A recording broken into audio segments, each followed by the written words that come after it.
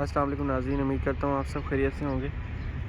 آج ہے 21 جولائی 2022 اور ہم کلر کہار میں رکے ہیں۔ یہ موٹر وے سروس ایریا کلر کہار ہے۔ بہت ہی خوبصورت مونسون کے کلاؤڈز آئے ہوئے ہیں، یہ آپ دیکھ سکتے ہیں۔ یہ دیکھیں کلاؤڈز گزر رہے ہیں اس وقت کلر کہار رینج سے۔ موسم بہت ہی پلیزنٹ ہے۔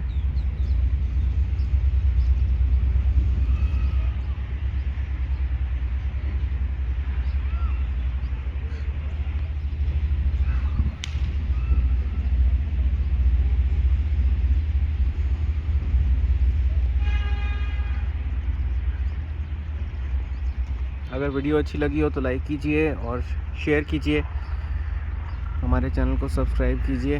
اپنا بہت سا خیال رکھیں۔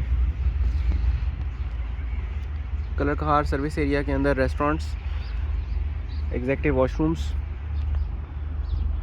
پیٹرول پمپس اور ٹی کافی کے لیے سروسز موجود ہیں۔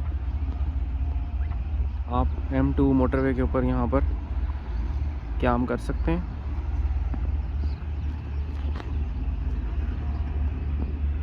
یہ دیکھیں کلاؤڈز بہت ہی خوبصورت آئے ہوئے ہیں۔